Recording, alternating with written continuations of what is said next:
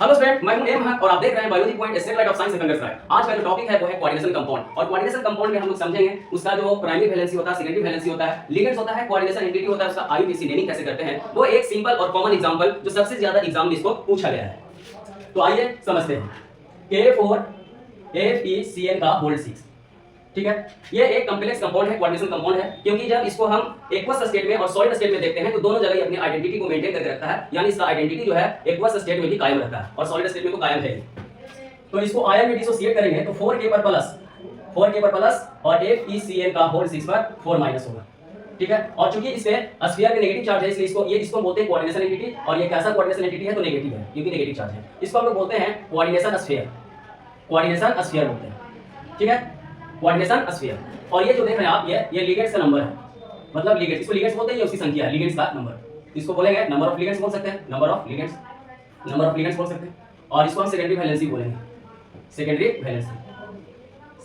जितना number of loan electron ligands के द्वारा डोनेट किया जाता है सेंट्रल एटम को, वही उसका सेकेंडरी वैलेंसी कहलाता है। तो Cl एक मोनोडेंटेड लिगेंड्स है, सिंगल लोन इलेक्ट्रॉन डोनेट करता है, इसलिए जो इसकी संख्या होगा वही उसका सेकेंडरी वैलेंसी होगा। तो वो हम लोग लिखेंगे यहां नंबर ऑफ लिगेंड भी 6 और सेकेंडरी वैलेंसी भी 6 होगा, ठीक है। और इसको हम लोग लिगेंड तो बोल ही रहे हैं Cl को। Cl एक हमारा नेगेटिव लिगेंड्स है, एनायनिक लिगेंड्स है, ये हमारा लिगेंड्स है।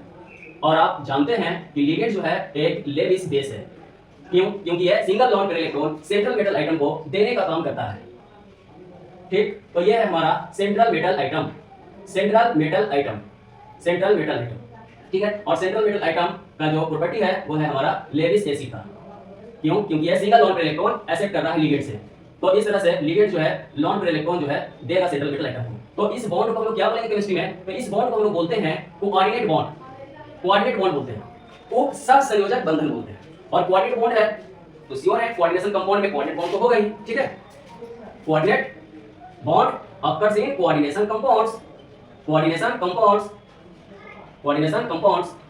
कंपाउंड्स की स्टडी को हम लोग कोऑर्डिनेशन केमिस्ट्री बोलते हैं, ओके। अब यहाँ सेंट्रल मेटल आइटम है, उसके अंदर ऑक्सीडेशन नंबर को कैलकुलेट कर लिया जाए तो वही उसका प्राइमरी वैलेंसी कहलाएगा। तो उसको हम कैसे कैलकुलेट करेंगे, वही इससे करेंगे। पोटेशियम पर +1 चार्ज होता है, उसकी संख्या 4 है, और जिसका निकालना आयरन है उसको x मान लेंगे। और Cl पर -1 होता है, इसकी संख्या 6 है, total charge 0 equal 4 + x - 6 = 0, x - 2 = 0, x +2। यानी जो आयरन है उसका जो ऑक्सीडेशन नंबर या स्टेट है वो +2 है, और इसको हम रोमन संख्या में इस तरह से दर्शाएंगे।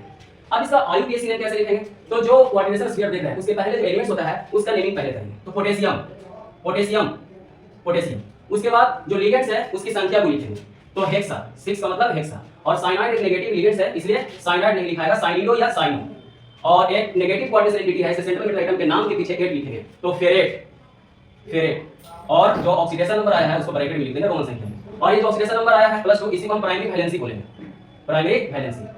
क्लियर है। तो ये हमारा हो गया coordination sphere, coordination entity, number of ligand, secondary valency, और ये प्राइमरी वैलेंसी और इसका आईयूपीएसी नेमिंग हो गया, ठीक है। अब एक ईएन होता है, उसको भी हम लोग देख रहे हैं। तो ईएन का जो है हम लोग बोलते हैं इफेक्टिव एटॉमिक नंबर। और ईएन का जो फार्मूला है Z - oxidation number +2 × coordination number, ठीक है। और ईएन का जो वैल्यू होगा वो जो नोबेल गैस एलिमेंट्स होता है उसके एटॉमिक नंबर के लगभग या तो इक्वल होता है या उसके आसपास होता है। तो इसका हम ईएन निकाल सकते हैं, तो निकालिए ईएन। तो Z जो है आयरन का 26, ऑक्सीडेशन नंबर 2 और × 2, कोऑर्डिनेशन नंबर 6 है। चूंकि जितना नंबर ऑफ लिगेंड्स होगा वही उसका कोऑर्डिनेशन नंबर कहलाता है, कोऑर्डिनेशन नंबर Cl शॉर्ट में, वो भी यहाँ 6 होगा। तो 6 इसको मल्टीप्लाई कर दीजिए, तो EN = 26, 2 + 12, EN 8 और -2, ठीक है। EN = 36, और 36 किसका होता है, ये होता है हमारा क्रिप्टन का। तो क्रिप्टन के इक्वल हो गया इसका EN का वैल्यू, ठीक है। तो मिलेंगे फिर हम नेक्स्ट टॉपिक को लेकर के नेक्स्ट लेक्चर में, तब तक के लिए थैंक यू, ओके, जय हिंद।